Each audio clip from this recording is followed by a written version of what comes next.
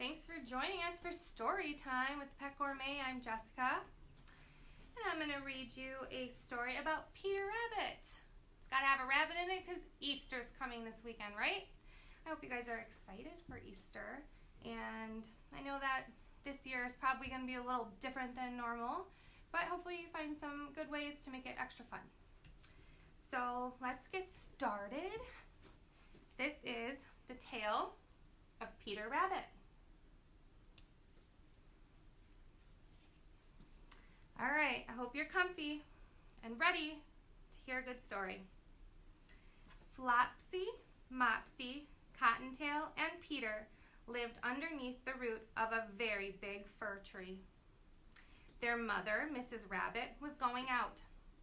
"Don't go into Mr. McGregors' garden," she said.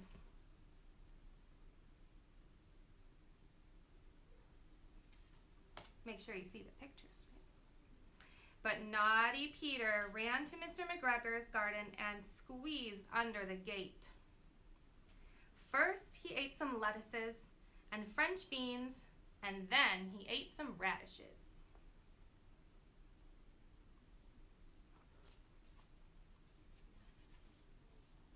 Mr. McGregor saw Peter. He chased after him around the garden, calling, "Stop, thief!" Poor Peter ran into a gooseberry net and got caught by the large buttons on his jacket.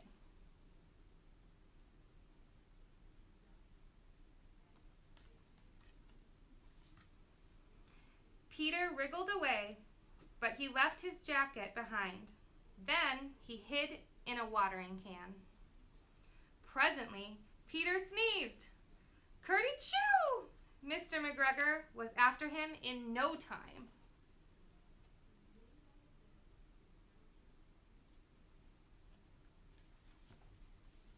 Poor Peter was lost. He saw a white cat with a twitching tail and crept past her.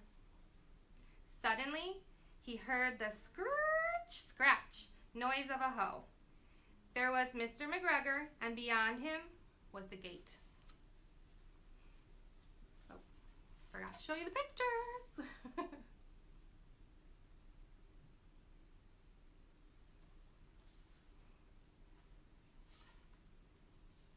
Peter ran as fast as he could, slipped under the gate, and was safe at last. His mother put him to bed with a dose of chamomile tea, but his sisters had bread and milk and blackberries for supper.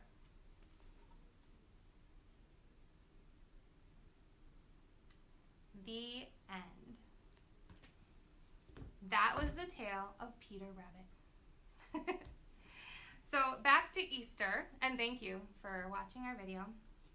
If you are having a hard time trying to find something to do this Easter and you have a dog at home, I highly recommend doing a doggy Easter egg hunt. All you need are some Easter eggs, and you can definitely use the Pet Gourmet's jerky or our freeze-dried proteins to stuff the eggs and have your kids go hide them. They'll probably have a lot of fun stuffing them.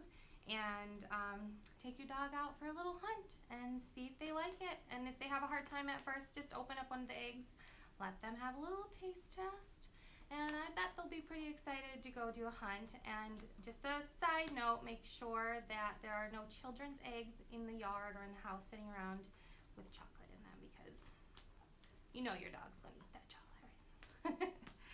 All right. Well, I hope you guys have a great Easter. Thanks again for joining us and watching Jessica Rabbit read Peter Rabbit. Till next time, join us next Friday. We'll read another book, and this one will be about a dog. Have a good one. Thank you. Happy Easter.